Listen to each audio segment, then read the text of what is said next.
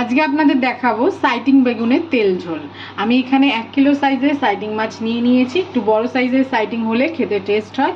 আর আমি সাইটিং মাছটা কেটে পরিষ্কার করে ধুয়ে নিয়েছি। আর এখানে আমি বেগুন নিয়ে নিয়েছি, বেগুনটা কেটে লম্বা লম্বা করে কেটে নিয়েছি, পরিষ্কার করে ধুয়ে নেওয়া হয়েছে। এবার আমি একটা কড়াই বসিয়ে দিয়েছি, কড়াইটা আমি ভালো করে গরম করে নেব।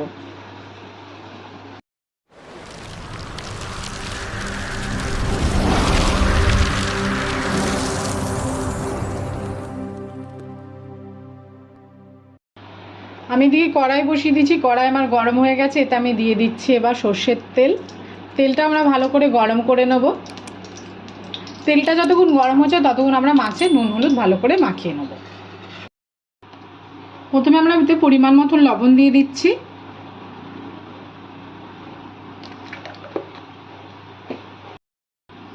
দিয়ে দিচ্ছি হলুদের গুঁড়ো। ভালো করে মাছটাকে নুন হলুদ মাখিয়ে নিতে হবে। আপনারা এই সাইটিং মাছ গ্রিল করেও খেতে পারেন বা পকোড়া করেও খেতে পারেন, তন্দুরি করে খেতে পারেন, খেতে খুব ভালো লাগে।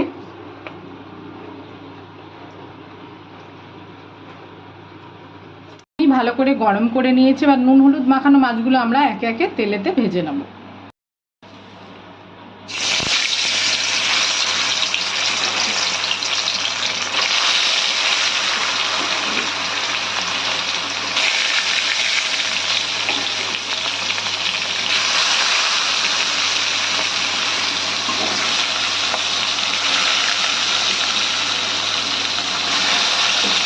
প্রথমে আমরা এই মাছগুলোকে ভেজে নিচ্ছি, পরে আমরা বাকি যে মাছগুলো সেগুলো ভেজে নেব। প্রথমে মাছগুলো আমরা উল্টে পাল্টে ভেজে নিয়েছি, আমাদের মাছগুলো ভাজা হয়ে গেছে। বাকি মাছগুলো আমরা একইভাবে ভেজে নেব। এবং এই মাছ ভাজার সময় পুরো ইলিশ মাছ ভাজার মতন গন্ধ বেরাচ্ছে এবং দেখতেও ইলিশ মাছের মতনই লাগবে।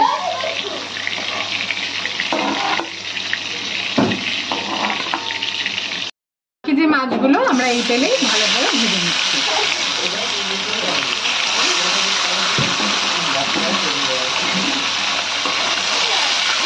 বাকি যে মাছগুলো আমাদের ভাজা হয়ে গেছে, আমরা এবার সব মাছগুলোকে তুলে ফেললাম।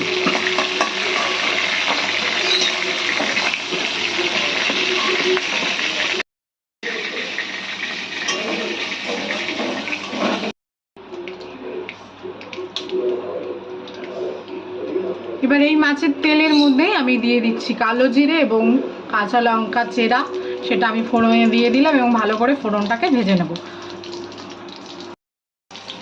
ফোড়নের তেলটা আমি ভালো করে ভেজে নিয়েছি। এবার লম্বা লম্বা কেটে রাখা বেগুনগুলো আমরা তেলেতে ছেড়ে দিলাম।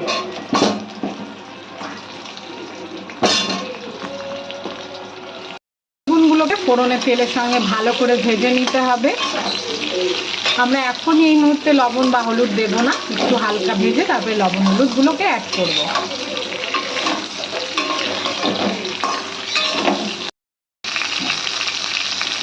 যতক্ষণ আমাদের বেগুনগুলো আমরা ভেজে নিচ্ছি ততক্ষণ আমরা একটা পেস্ট রেডি করে নেব।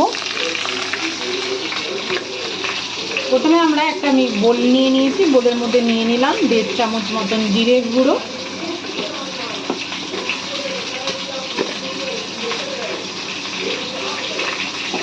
দিয়ে দিচ্ছি 1 চামচের মতন কাশ্মীরি লঙ্কার গুঁড়ো, 1/2 চামচের মতন ধনে গুঁড়ো, দিয়ে দেবো পরিমাণ মতন হলুদের গুঁড়ো,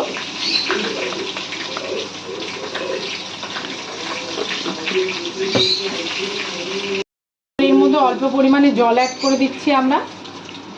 এবার আমরা একটা মশলার ঘোল বানিয়ে নেব। ভালো করে মিশিয়ে নিতে হবে যাতে কোনো দানা জাতীয় কোনো জিনিস না থাকে। ভালো স্মুথলি একটা পেস্ট রেডি করে নিতে হবে।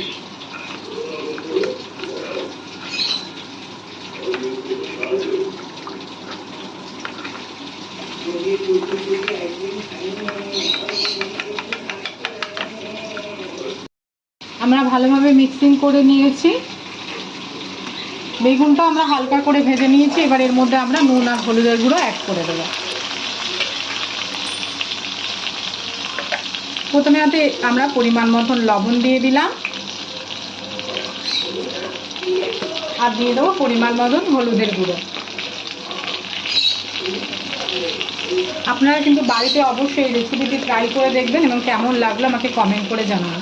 অনেকেই সাইটিং মাছ চেনেন না বা খাননি, কিন্তু বাজারে গিয়ে যখন জিজ্ঞাসা করবেন যে সাইটিং মাছের কথা, তারা দেখিয়ে দেবে এবং খেতে পুরো ইলিশ মাছের মতন। আপনারা বুঝতেই পারবেন না যখন মাছটা খাবেন যে এটা ইলিশ মাছ না সাইটিং মাছ। বেগুনগুলো আমরা ভালো করে নুন হলুদ দিয়ে ভেজে নিয়েছি। এবার আমাদের এই মশলাটা, রেডি করা মশলার ঘোলটা আমরা এর মধ্যে দিয়ে দিচ্ছি। আর এই বাটি ধোয়া, মশলা ধোয়া বাটি জলটা আমরা এর মধ্যে দিয়ে একটু কষিয়ে নেব।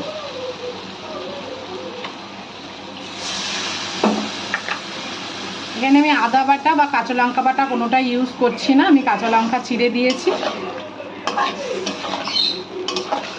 শুধু কালারের জন্য আমি একটু কাশ্মীরি লঙ্কার গুঁড়ো এতে অ্যাড করেছি।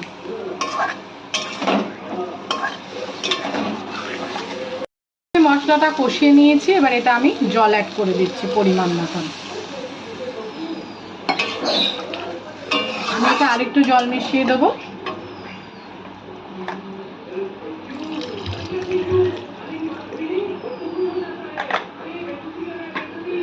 এবার ভালো করে আমরা জল দিয়ে দিয়েছি। এবার ভালো করে মশলার সঙ্গে বেগুনগুলো মিশিয়ে নিতে হবে।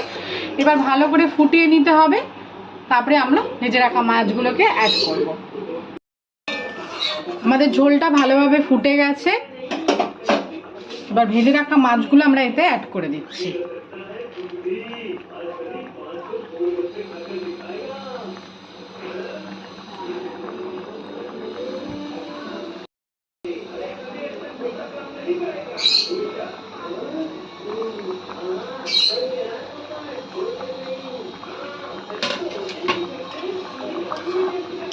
মাছগুলোকে ঝোলের মধ্যে হালকা হালকা করে উল্টে পাল্টে দিতে হবে। আর ভালো করে 10 মিনিট আরও মাছ ঝোলের সঙ্গে ভালো করে ফুটিয়ে নিতে হবে।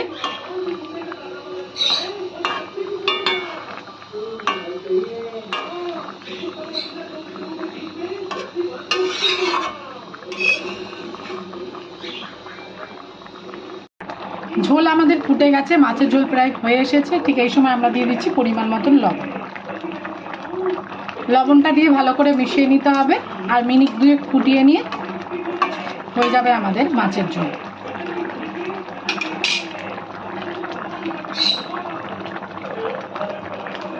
দু মিনিট ভালো করে আমরা ফুটিয়ে নিয়েছি। এবার উপর দিয়ে ধনেপাতা কুচি ছড়িয়ে আমি নামিয়ে ফেলবো। তৈরি হয়ে গেছে আমাদের সাইটিং মাছ বেগুন দিয়ে তেল ঝাল।